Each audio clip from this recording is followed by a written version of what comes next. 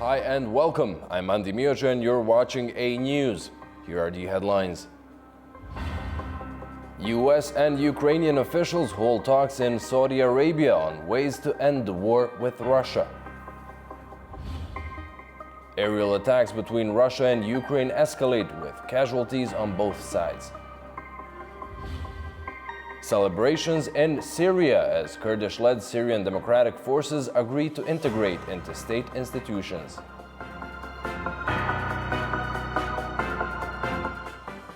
Thank you for tuning in. After hours of talks between the US and Ukrainian delegations in Jeddah on ways to end the war in Ukraine, a statement is expected shortly from the American side.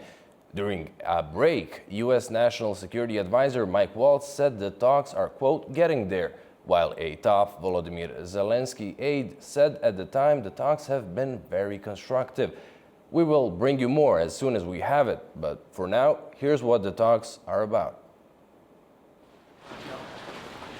In Jeddah, U.S. Secretary of State Marco Rubio and National Security Advisor Mike Waltz are meeting with senior Ukrainian officials, including Andriy Yermak, the Chief of Staff to President Volodymyr Zelensky. The negotiations follow Zelensky's Monday meeting with Saudi Crown Prince Mohammed bin Salman, although the Ukrainian president himself is absent from today's talks. This marks the first high-level engagement between Washington and Kyiv since last month's tense Oval Office confrontation between Volodymyr Zelensky and US President Donald Trump.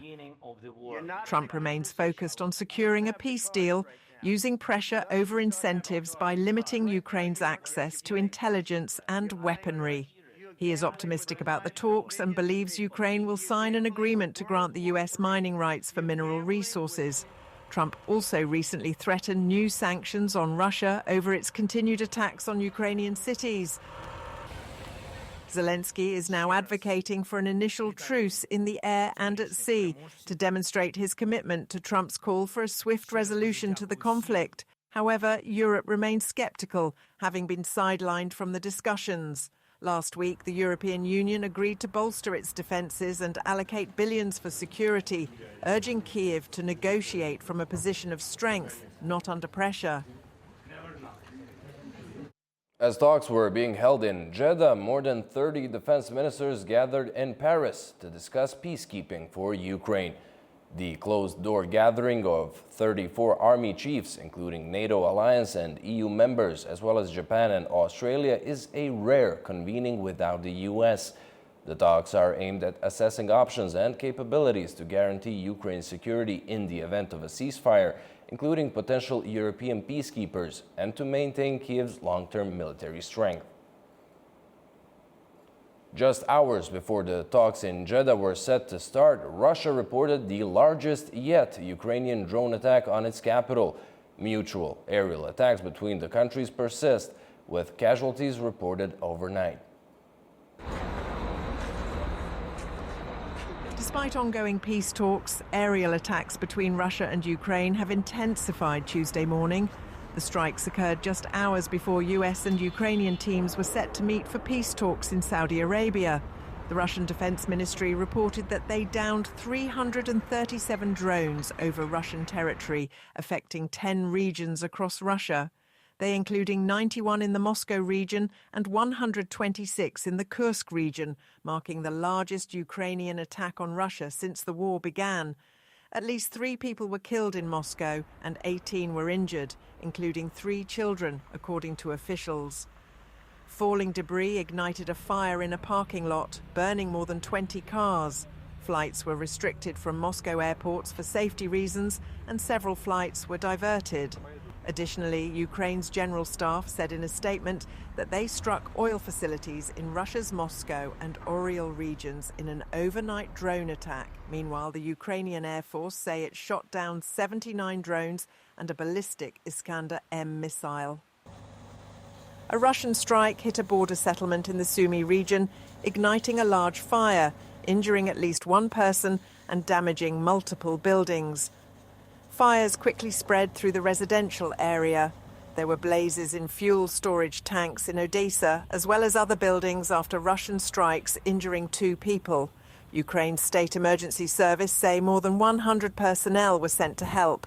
A Russian bombardment also hit a residential area in Kostiantynivka region of Ukraine, wounding 4. The attack allegedly involved the drop of an FAB-250 bomb with a precision-guided module targeting homes. While diplomatic efforts for peace persist, the ongoing aerial assaults and military actions underscore the urgent need for a resolution to the war that has already taken a heavy toll on both nations. Over in the Middle East, Syria's government has reached a deal with the Kurdish-led Syrian Democratic Forces that controls the northeast of the country to integrate the group into the national army and achieve a nationwide ceasefire. The SDF will hand over control of the region's border posts, airport, and vital oil and gas fields. The Kurdish-led Syrian Democratic Forces, SDF, and the Damascus government have signed a landmark agreement aimed at integrating the SDF into Syria's state framework. The agreement, signed by interim President Ahmed al-Sharaa and SDF commander Mazloum Abdi, includes a cessation of hostilities. It grants Damascus control over crucial infrastructure in the SDF-controlled northeast, such as oil fields, border crossings and an airport.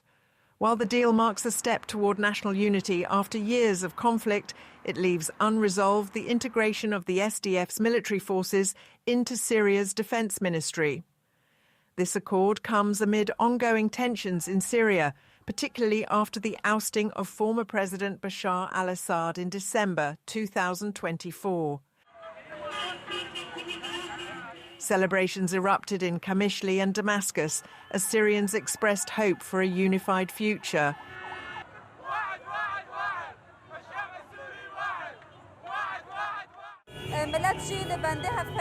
The people needed an agreement like this.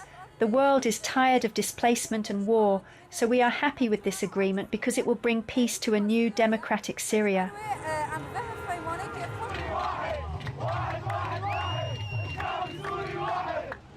We are happy for all Syrians, thank God some have returned. We are waiting for the rest who haven't returned yet. The doors are open and the hearts are open. We don't want anyone outside, we all want to return to Syria. The agreement's implementation is expected by the end of 2025, though its long-term impact remains uncertain. Following the clashes in Syria between security forces and Assad loyalists that left more than 1,000 dead, Turkish President Recep Tayyip Erdogan said he welcomes interim President Ahmed al-Sharaa's commitment to punishing those who acted outside the law.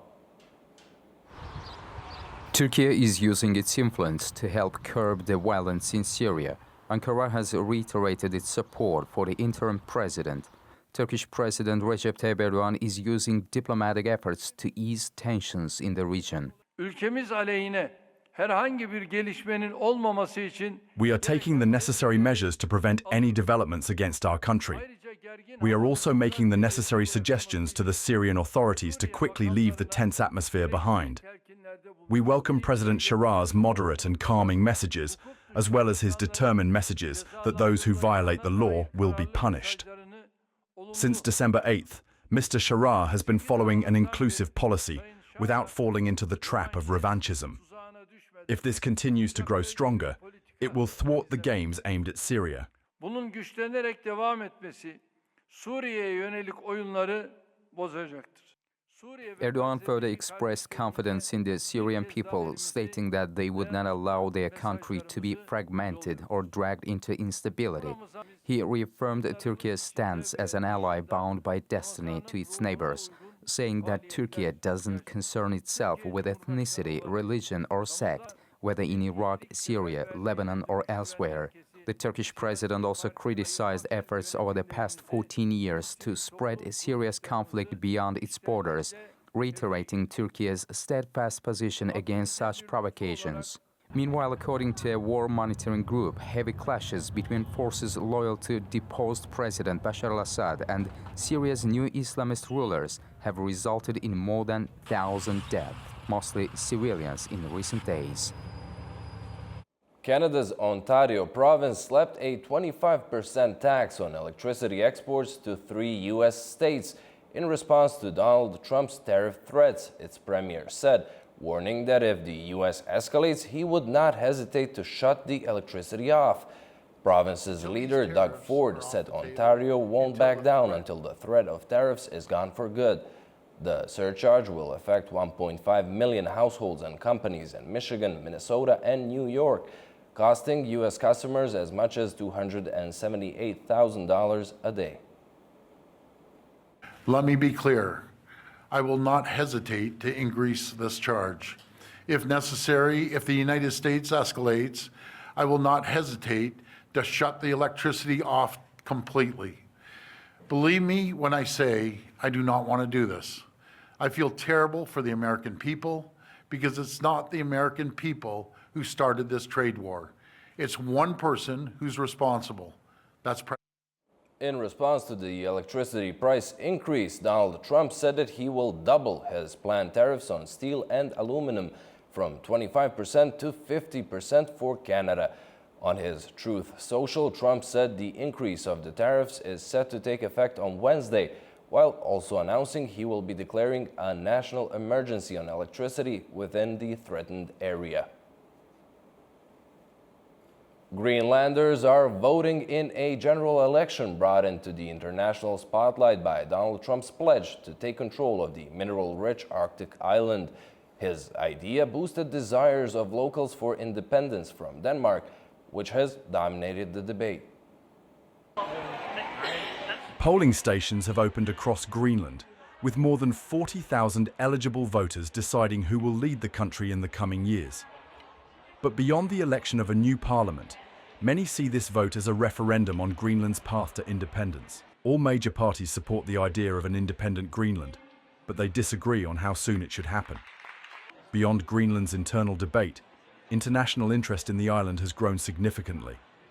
US President Donald Trump has once again expressed his desire to increase US influence in Greenland, calling it a strategic location for Arctic trade and security. His previous attempt to purchase Greenland in 2019 was met with rejection from both Greenland and Denmark, but his latest comments, offering billions of dollars in economic investments, have reignited the debate about whether Greenland should align more closely with the US rather than Denmark.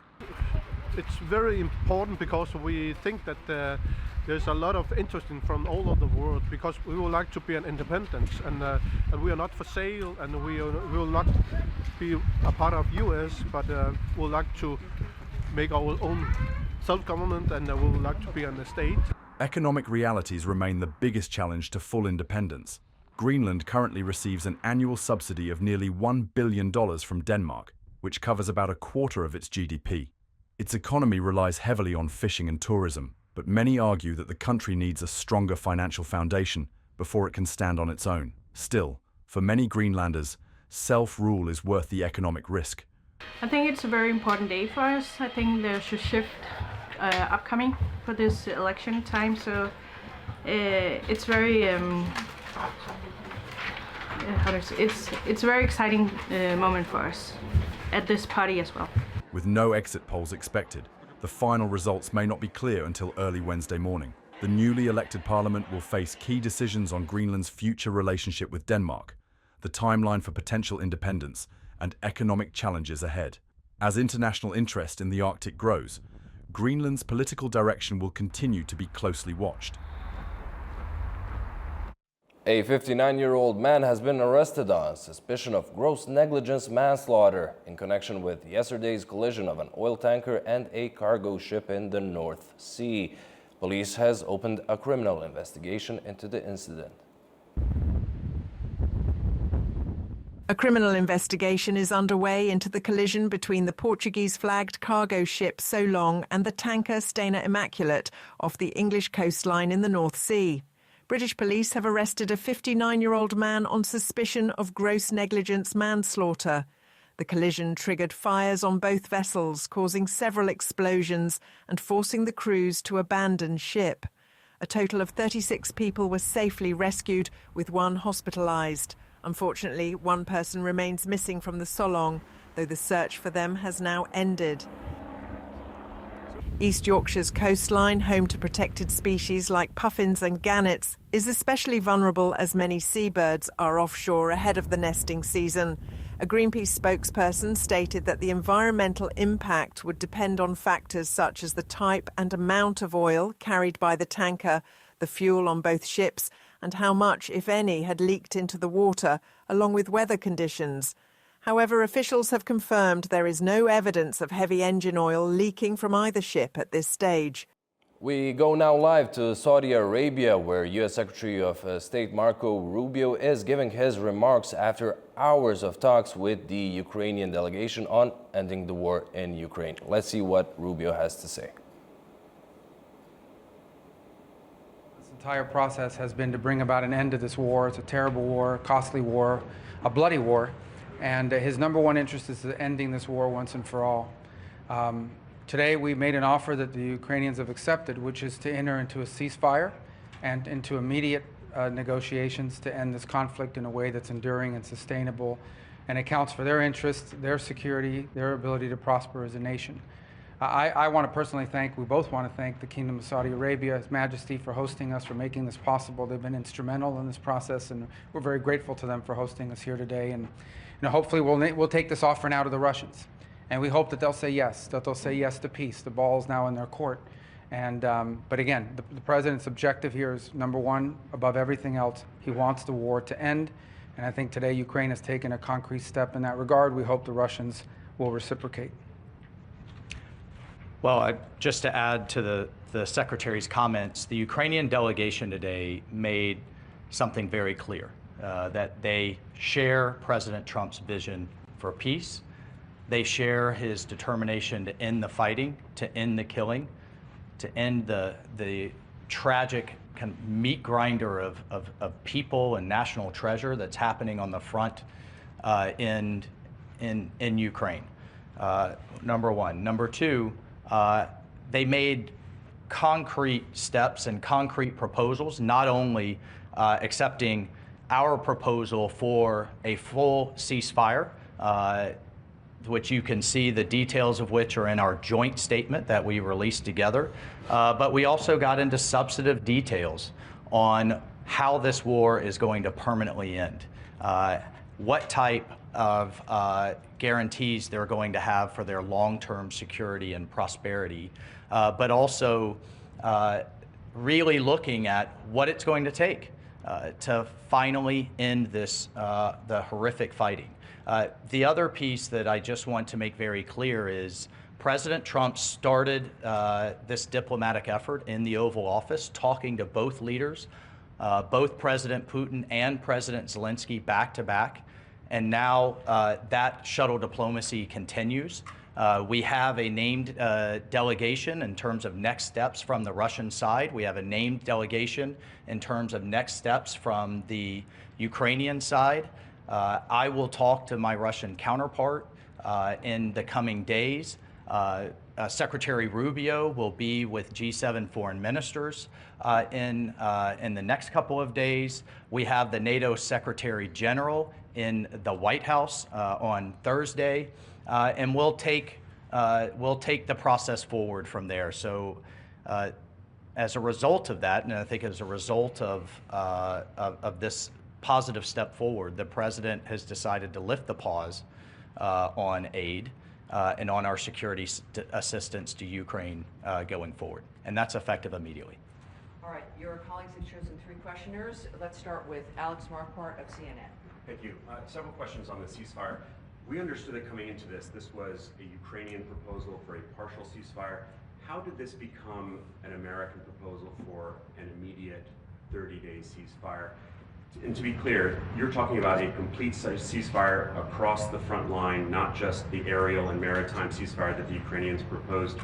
And then finally, how do you expect to take this to the Russians? Is it Mr. Witkoff, who we understand is heading to Moscow later this week? Will he deliver that to Putin? Will it be President Trump to President Putin? Will it be you and your counterparts? How will that actually happen and when? Well, on the first point, your question is yes. That's the offer. The offer is to stop the shooting. The goal here is the only way out to end this war is to negotiate out of it. There's no military solution to this war. The solution to this war and the way to end it and to achieve the president's objective of peace is to negotiate. But before you can negotiate, you have to stop shooting at each other. And that's what the president has wanted to see, and that's the commitment we got today from the Ukrainian side, their willingness to do that. Obviously now that'll be delivered to the Russians. It'll be delivered to them directly through multiple channels, meaning not only will they obviously see it, but it'll be communicated to them through our diplomatic channels, through conversations, and other methods, but they'll obviously be well aware. And our hope is that the Russians will say yes, that they will also agree. So the shooting will stop, the killing will stop, the dying will stop, and the talks can begin about how to end this war permanently in a way that's acceptable and enduring for both sides. Look, there's been all kinds of discussions in terms of different types of ceasefires. You know, there was the deal in terms of grain moving years ago. There's been discussion of halting aerial attacks on each other's infrastructure. The president has made it clear and certainly made it clear to us that all fighting needs to stop. And the Ukrainians have agreed to that proposal. They're ready for peace. And now we'll take that to the Russians and get their response. All right, next, Jennifer Jacobs, CBS. Great. Hi. Hey. Are you expecting any goodwill gestures from Russia? Do you have a deadline in mind for when you're hoping for them to reciprocate on that? Those two things. Well, we're going to take the offer to them. We're going to tell them this is what's on the table. Ukraine is ready to stop shooting and start talking. And now it'll be up to them to say yes or no. I hope they're going to say yes. And if they do, then I think we made great progress. If they say no, then we'll unfortunately know what the impediment is to peace here. But the president's been abundantly clear. He wants the shooting to stop. He wants the warfare to stop. He wants the dying and the suffering to stop. And he believes, and rightfully so, that the only way to end this war is to negotiate an end to it. And we think that it's always easier to negotiate an end to the war when people aren't shooting at each other. That's how the president believes. That's what we hope to achieve. The Ukrainians today have expressed their willingness and readiness to do so immediately. We hope the Russians' answer to that will also be yes. But no deadline set, sir. Well, the deadline is we hope to do this as soon as possible. Every day that goes by that this war continues, people die, people are bombed, people are hurt on both sides of this conflict. The president wanted this war to end yesterday and the day before. The president's been clear. He wants peace.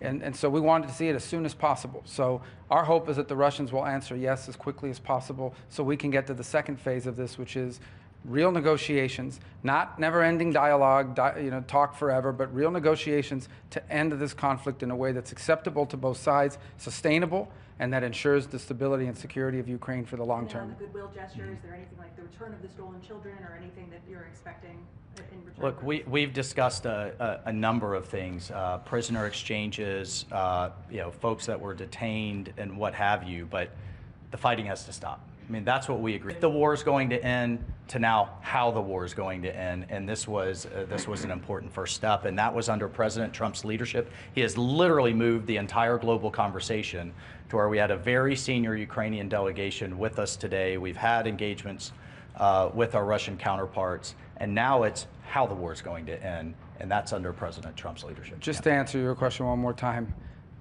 the goal here is peace. That's the president's goal. Yeah. The best goodwill gesture the Russians can provide is to say yes to the offer that the Ukrainians have made to stop the shooting, to stop the fighting, and get to the table. If they do that, that's the best goodwill sign we could see. Obviously, as part of that negotiation, as we're talking about how to end this conflict, there will be a lot of issues to unravel. Among them, not the least of which is the humanitarian concerns, the children, the prisoners of war, all the things that sadly come with these conflicts. But the number one goodwill gesture we could see from the Russians is to see the Ukrainian offer and reciprocate it with a yes. And next, for Reuters, Daphne Saladakis. Thank you so much. Could you clarify what security assistance will be resumed? Does this include the PDAs? And why wasn't the minerals deal signed today? What are the outstanding issues there? And if I may, is the relationship with Ukrainian President Zelensky back on track? Do you back him? Well, let me answer the second or the third. You had two, and then I'll let the security advisor talk about the defense and security assistance. On the second question, well, let me answer first on the minerals deal. As part of our communication today, that is something that was negotiated through our Treasury and his counterpart on the Ukrainian side. And so the president, and you see that expressed, both presidents will instruct the appropriate members of our governments to bring to finality the signature of the deal and the signature of this agreement. So that was communicated today, and that's going to happen. That was not the subject of our talks today. I thought I expressed that on our way in. We were here in pursuit of peace. That doesn't mean the minerals deal is not very important. It most certainly is, and we expressed that today in the statements we put out jointly, that the president, our respective presidents, have instructed the appropriate members of their governments to bring this to finality and to conclusion. The second part of your question was? Does the security assistance include? No, there was one after that. And the Zelensky relationship There we go. back on track? Yeah. What's back on track here, hopefully, is peace. That's what matters the most. I know everyone's looking for who likes this is serious stuff, okay? This is not Mean Girls. This is not some episode of some television show. This is very serious. Today people will die in this war. They died yesterday, and sadly, unless there's a ceasefire tonight, they'll die tomorrow. The president wants that to stop. That's what he's interested in here. That's why we came here. That's why we're grateful for the Kingdom of Saudi Arabia hosting us here. And what we leave here with today is a commitment that the Ukrainians are ready to stop fighting. They're ready to stop the shooting so that they can get to the table and bring about peace for their country and for the world on the security. Well, I mean, I just can't echo enough. President Trump's president of peace. That's what he's demanding, and he's willing to take tough measures on all sides to drive that home. And in terms of the security assistance, it's the current Presidential Drawdown Authority. I'll refer to the Defense Department on the eaches of what munition was where in the process, but it's the current PDA that will proceed to the Ukrainians. All right, everyone, thank you. Thank you. Thank you very much. Thank you. Thanks for Effective your immediately. patience. Yeah, thanks for your patience. Yeah. You guys are off. Well, we just heard from Mike Waltz, the National Security Advisor, and U.S. Secretary of State Marco Rubio, who headed the American delegations in their several-hour talks with the Ukrainian officials. The main takeaway here is that Ukrainians have agreed to an immediate ceasefire and immediate entry into negotiations on ending the war with Russia. Rubio said that the ball is now in Russia's court and that a sign of goodwill would be accepting the offer of an immediate ceasefire. One of the other main takeaways here is that Waltz said that, quote, the pause has been lifted on U.S. security assistance to Ukraine. He also stressed that Ukrainians are ready for peace. Rubio also stated that the minerals deal is to be concluded with presidents of the U.S. and Ukraine to empower someone to sign the deal. Anyway, we go on with our news. We go to the South Caucasus. We're going to speak on the EU mission in Armenia, who has continued its observations from the Armenian side of the border with Azerbaijan along the border. They were seen last on Monday conducting observations using binoculars. Well, Baku maintains that the presence of a third party on the border of Azerbaijan and Armenia is damaging to the peace process. Yerevan says it's reassuring. On EU mission's role and effects, we're talking with Mohammad Mamadov, research fellow at Topchubashov Center. Welcome. First of all, what do you make of the mission's mandate and role in general?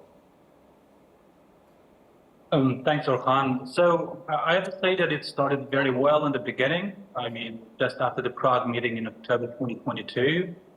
We remember that at that time, the mission was tied to the peacemaking process at that time. There was 2 months mandate at that time, and there was expectation that after that 2 months, there will be peace agreement and that would be over, yeah? But it did not go out that way. In the end, we saw that there was no peace agreement, and in the end, the EU, let's say one-sidedly prolonged and created this mission in January 2023.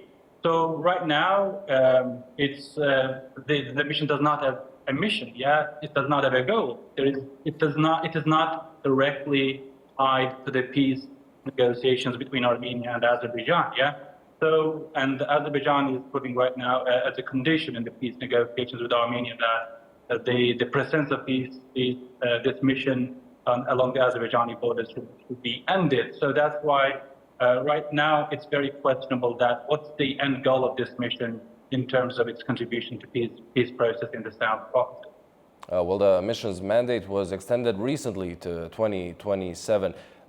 Could you explain what makes Baku wary of its presence and Yerevan to say that it's reassuring? The point is that,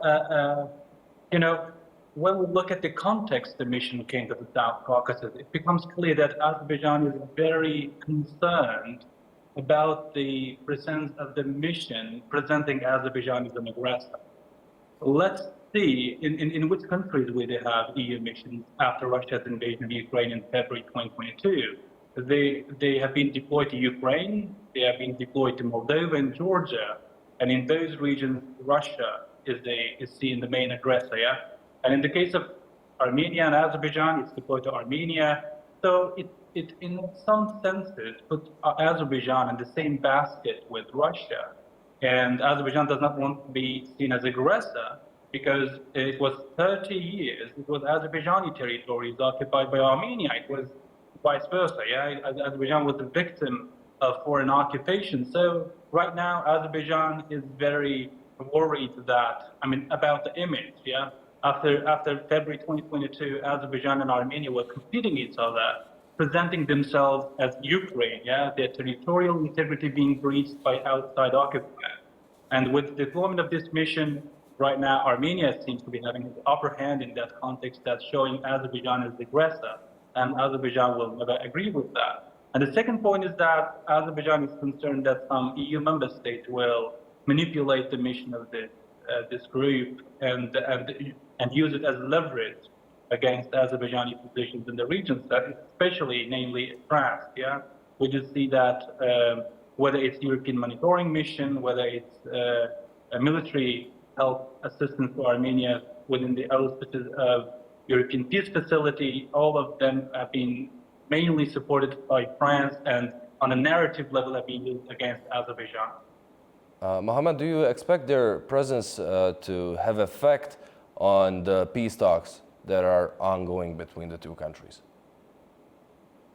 So far, what we see is that implications are negative because, again, Azerbaijan says that Armenia, because it's all about Armenia's initiative comes from Armenia. It's the Armenia applying for the presence of these troops on its territory. So it's all up to Armenia to stop them. Yeah, if Armenia asks them to leave, they will leave. So right now, Azerbaijan says that it will not agree with the condition that foreign forces, whether it's civilian or military, be deployed to its borders, because they are monitoring Azerbaijani borders. Yeah, again, even civilian, it's unacceptable. I'm sure that even those member states, European member states who deploy their forces in the region would not agree some external forces monitor their borders without their will. Yeah. So in that context, I do believe that right now it creates, in Paris Charter we have this famous principle in 1990, indivisibility of security. By deploying these monitoring missions in the EU without coordination or willingness of Azerbaijan, it creates some sort of divisiveness, divisibility of security in the region, which is not positive for peace negotiations right now. Well, Mohammed, thank you so much for joining us and sharing your insights. Thanks for having me. The United Nations is sounding the alarm over Afghanistan's deepening crisis, warning that aid is dwindling and security challenges are escalating. For the latest in the country, we go to Kabul and our Tamim Bahis.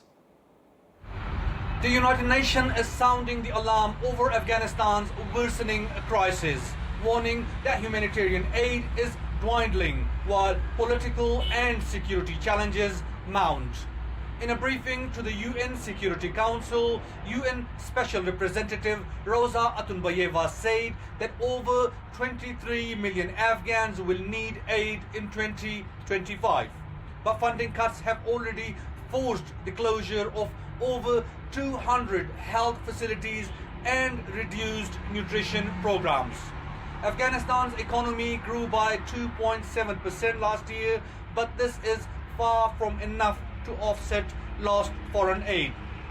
Meanwhile, a UN report highlights the presence of militant groups, raising concerns about Taliban's ability to prevent security threats. Diplomatic engagement with the Taliban is also proving difficult. with fears it may be emboldening hardliners. The UN urges the Taliban to re-engage with the global community, especially on women's rights, which remains severely restricted. Atunbayeva highlighted efforts such as the January summit in Islamabad on girls' education, hosted by World Muslim League and Pakistan, and OIC's recent delegation to Kabul promoting the Jeddah Declaration on Women's Rights in Islam. These initiatives, she emphasized, makes clear that Taliban's policy, especially the nearly 4-year ban on girls' education, has no basis in Islam. This comes at a time when the OIC's Special Representative for Afghanistan, Tariq Ali Bakhil, met with Sehat Erginay, Turkey's Director General for South Asia, at the Ministry of Foreign Affairs. The meeting focused on Afghanistan's political, economic, and humanitarian situation, reaffirming support for the Afghan people and the need for continued dialogue. Tamim Bahiz, A News, Kabul, Afghanistan. Over in Mexico, a passenger bus has overturned on a highway in the south of the country, killing 18 people and injuring dozens, according to officials. The accident happened near Santo Domingo Naro. Footage shows emergency crews working around the wreckage, with bodies being recovered along the roadside. Investigation into the cause is underway.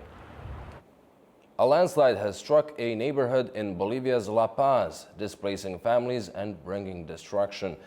The disaster has left residents scrambling to salvage belongings, while officials work to assess the full extent of damage. A massive landslide has hit the Codavisa neighborhood in La Paz, Bolivia on Monday, causing widespread destruction and displacing dozens of families. The landslide, triggered by heavy rainfall over the past year, left many residents scrambling to salvage their belongings, including refrigerators and furniture.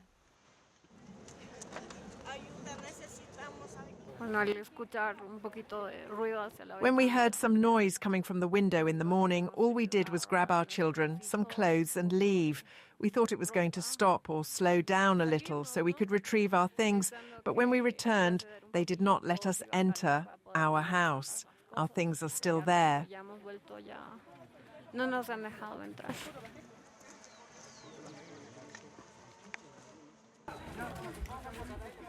Rescue efforts continue as authorities work to assess the full extent of the damage caused by the landslide. Rain not only from this season but from years ago has been saturating the soil in this entire sector, and the trigger was this rainy season. As a result of the saturation of the soils, there was a mass movement. The ongoing rainy season has so far claimed the lives of at least 40 people, with 7 others still missing. The heavy downpours that have plagued Bolivia since November have led to severe flooding, prompting ongoing warnings from officials regarding the risks posed by unstable ground. 3 days of mourning were declared following the floods in Argentine port city of Bahia Blanca that killed at least 16 people. Rescuers continued the search for the missing, while the government says that all of its resources will be mobilized to help the victims. A 3-day national mourning was declared in Argentina after a year's worth of rain fell on Buenos Aires' major port city of Bahia Blanca on Friday, killing at least 16 people. Rescuers continue searching for the missing. However, fears are growing that the death toll will rise. One of the most tragic incidents was when 2 little sisters, aged 1 and 5, drowned along with their mother after climbing onto the roof of a minibus to escape the rising waters. All of the neighborhoods were submerged and thousands of people were left without power. 2 nights. On the first day, the water rose to this height. There is the mark on the door. It ruined everything. We lost the merchandise we sell at the port. We have a food cart. It toppled everything. The freezers. It was a disaster. The government has pledged to allocate 10 billion pesos for emergency relief. That's nearly €500,000. President Javier Milei's office states that all sectors of the national government will work to help the victims for all Argentinians during this difficult time. We're all right because we're alive, which is most important. I honestly thought we died that morning. It was horrible. In seconds, our house flooded. My husband went to get a ladder, and as he returned, the current was there. Water came from everywhere. We were saved because he tied a rope to the shed and the car. Many churches, sports clubs, railway stations and foundations have been converted into aid collection points for essential supplies. In the southwest Buenos Aires province, non-perishable food, drinking water, clothing, shoes, hygiene items and cleaning supplies are being collected for the flood victims. Volunteers say that some collection points have exceeded expectations. The Nuestra Señora de Cacupe Church in Caballito has been accepting donations since Sunday morning. A truck is expected to depart for Bahia Blanca on Tuesday or Wednesday to deliver aid to those people affected by the devastating floods. Experts warn that the disaster highlights worsening climate risks. Although Bahia Blanca has previously faced deadly storms, officials say this flood is among the worst in the city's history. Japan marked the 14th anniversary of the catastrophic earthquake and tsunami that killed over 20,000 people and left countless others displaced. The tsunami brought about the disaster in the Fukushima nuclear plant that left a lasting impact on the country's energy policy. Japan marked the 14th anniversary of the catastrophic earthquake and tsunami that struck on March 11, 2011, leaving a lasting impact on the nation. People across the northeastern regions gathered to honor the victims.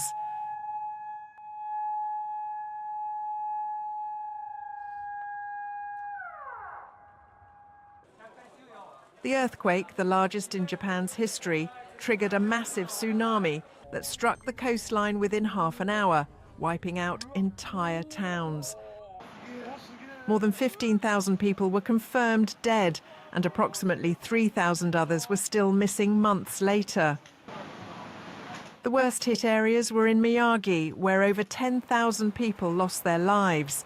Many of the victims drowned as the tsunami waves reached heights of up to 40 meters.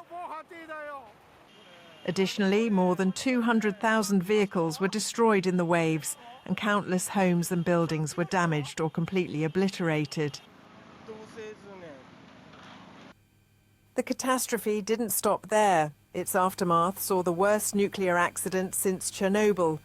The tsunami overwhelmed the Fukushima Daiichi nuclear power plant, leading to the meltdown of 3 reactors and the release of radioactive materials into the environment.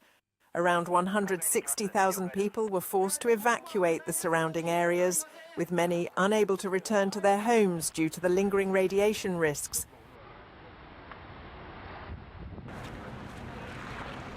Since the disaster, Japan has struggled to restart its nuclear reactors. The 54 reactors that once provided 30% of Japan's electricity supply were reduced to just 14 in operation, with nuclear energy now making up only 8.5% of the country's power needs. The ongoing recovery from Fukushima has also involved the long-term management of radioactive waste, including the controversial decision in 2023 to begin discharging over 1 million tons of treated radioactive water from the plant into the Pacific Ocean, a process expected to take decades. Well, that's all we have for you for now. Thank you for watching and do stay tuned to A News.